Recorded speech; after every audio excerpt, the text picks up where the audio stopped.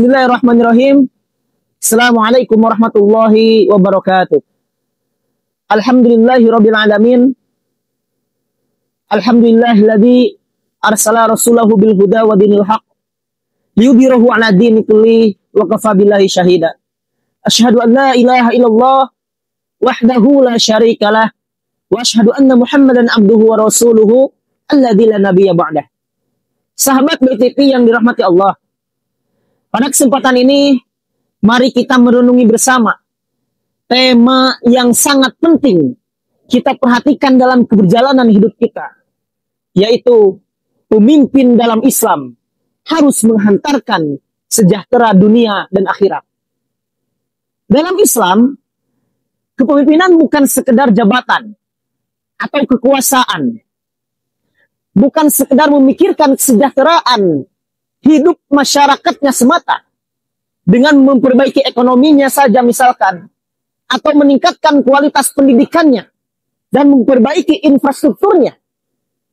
Akan tetapi kepemimpinan dalam Islam merupakan amanah yang akan dipinta pertanggungjawaban hadapan Allah Subhanahu wa taala.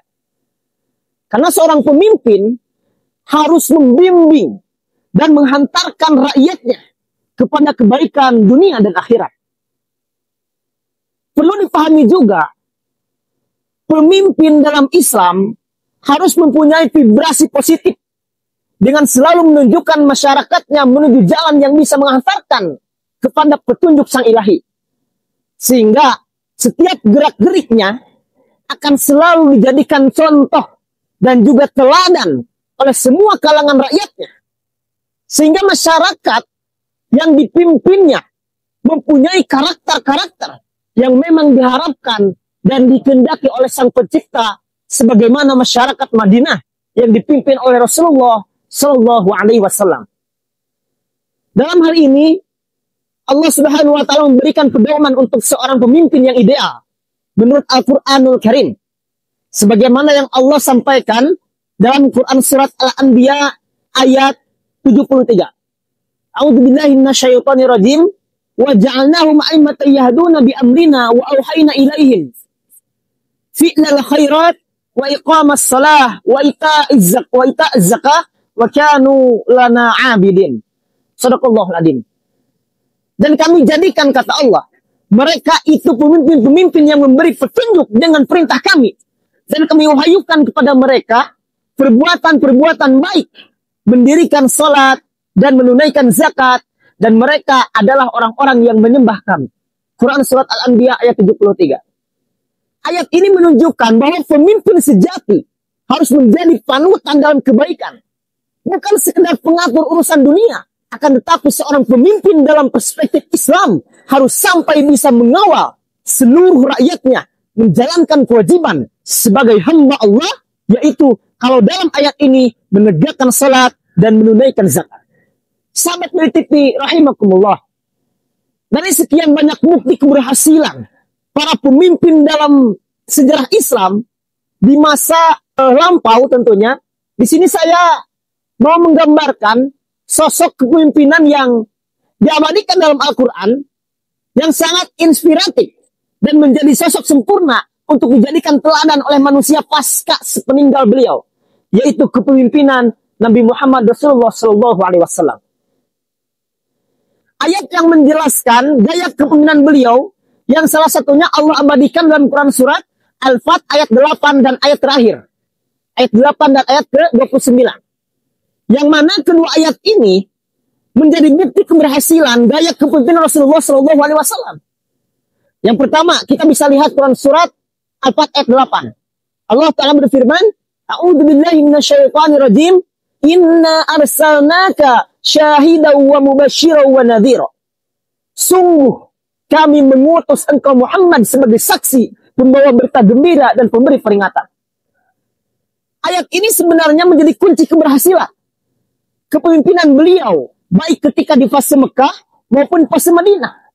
Kenapa saya katakan ini menjadi kunci keberhasilan gaya kepemimpinan Rasulullah? Karena dengan pengaplikasian ayat inilah seluruh umat atau masyarakat yang menjadikan Rasulullah sebagai pemimpinnya benar-benar merasakan kehadiran sosok pemimpin di tengah-tengah kehidupannya. baik bentuk persaksian Rasul terhadap segala bentuk muamalah umatnya, sehingga Rasul sebagai pemimpin selalu hadir menjadi solusi dari setiap permasalahan yang dihadapi dengan bimbingan wahyu tentunya. Sehingga manakala Rasulullah menghampiri umatnya dalam keadaan menghadapi problematika hidup, dan ketika problemnya itu adalah bagian dari proses mempertahankan akidah, maka Rasulullah memberikan basyirnya atau kabar gembira kepada umatnya. Dan apabila umatnya menghadapi masalah hidup akibat dari pelanggaran yang dilakukan, maka Rasulullah memberikan nazirnya. Dan inilah satu contoh konkret seorang pemimpin yang tahu arah hendak dibawa kemana umatnya. Dan selalu ada di setiap problematika yang dihadapi oleh rakyat. Dan disinilah letak awal, letak awal keberhasilan kepemimpinan Rasulullah yang sangat dirasakan dan mempunyai vibrasi luar biasa kepada masyarakat atau umatnya dalam hal ini. Lantas, seperti apa bentuk vibrasi dari kepemimpinan Rasulullah yang Allah gambarkan di dalam surat Al-Fat ayat 8 tadi? Maka vibrasi itu adalah yang Allah jelaskan dalam Quran surat Al-Fat ayat terakhir.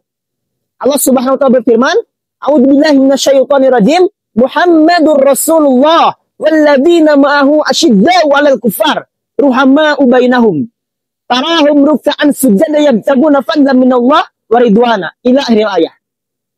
Dalam ayat tersebut, dengan gambaran ayat ini kita bisa menyimpulkan bahwa ayat ini menjadi hasil yang sangat mensejarah, bahkan diabadikan dalam kitab sucinya. Sebuah masyarakat yang benar-benar menjadi cermin peradaban Islami yang sangat menakjubkan, yang mana hari-hari yang dihabiskan oleh masyarakat hasil kepemimpinan manusia terbaik ini menjadi contoh yang sangat diidam-idamkan oleh carut-marutnya kehidupan masyarakat hari ini. Kenapa saya katakan demikian? Karena tidak ada peradaban manusia yang paling indah selain daripada masyarakatnya yang sangat dekat dengan pemimpinnya, sehingga hasil dari kedekatan dengan pemimpinnya, pemimpin yang tentunya mempunyai orientasi yang jelas, melahirkan manusia-manusia yang saling menyayangi antar sesamanya, tidak saling menyakiti, tidak saling mengkhianati, dan tidak saling menjatuhkan satu sama lain. Dan di sisi lain, bentuk konkret dari kasih sayangnya adalah selalu bersikap tegas terhadap sifat-sifat kekafiran. Dan tidak ridha kalau saudaranya seimannya, kalau saudara seimannya berbuat sesuatu yang akan merusak keimanannya. Dan itu semua mereka lakukan hanya dalam rangka mendapatkan ridha Allah di dunia dan di akhirat. Sahabat PTP rahimakumullah, hasil dari perpaduan dari Quran surat Al-Fat ayat 8 dan ayat 29, maka akan melahirkan masyarakat beriman dan bertakwa. Dan sekaligus yang akan mengundang turunnya keberkahan dari Allah Subhanahu wa taala. Sebagaimana yang Allah jelaskan dalam Quran surat Al-A'raf ayat ke-96. Allah taala berfirman, "A'udzubillahi minasyaitonirrajim, walau anna ahlal qura amanu wattaqau lafatahna 'alaihim barakatin minas sama'i wal ardh walakin kadzdzabu fa akhadnahum bima kanu yaksibun." Dan sekiranya penduduk negeri beriman bertakwa, pasti kami akan melimpahkan kepada mereka berkah dari langit dan bumi. Tetapi ternyata mereka mendustakan ayat-ayat kami, kata Allah. Maka kami siksa mereka sesuai dengan apa yang telah mereka kerjakan.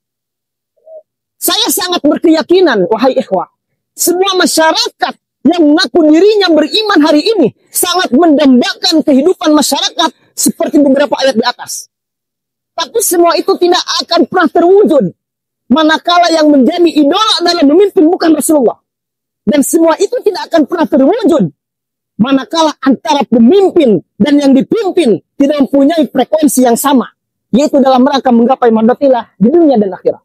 Bahkan justru akan sebaliknya, bukan keberkahan yang didapat, melainkan kerusakan-kerusakan yang terjadi disebabkan kebohongan-kebohongan, pendustaan-pendustaan yang tiada henti yang dilakukan oleh para pemimpinnya terhadap kebenaran Al-Quran dan sunnah Nabi-Nya, yang mengakibatkan bobroknya satu bangsa dalam segala aspek. Dan tidak ada penawar dari kebobrokan itu, melainkan dengan cara kembali kepada uswatul hasanah Rasulullah SAW sebagai pemimpin yang menginginkan rakyatnya sejahtera dunia hingga akhirat. Sahabat BTV rahimakumullah, marilah kita berdoa dan memproses tentunya dengan sekuat tenaga agar negeri kita yang tercinta ini bisa dipimpin oleh seorang pemimpin yang adil, amanah, dan bertakwa. Sebagaimana pemimpin yang dikenai oleh Allah Subhanahu wa taala dalam contoh kepemimpinan Rasulullah dan para sahabat Rasulullah yang menghantarkan kita semua kepada kesejahteraan dunia dan keselamatan akhirat. Wallahu a'lam bishawab. Akhirul kalam. Assalamualaikum warahmatullahi wabarakatuh.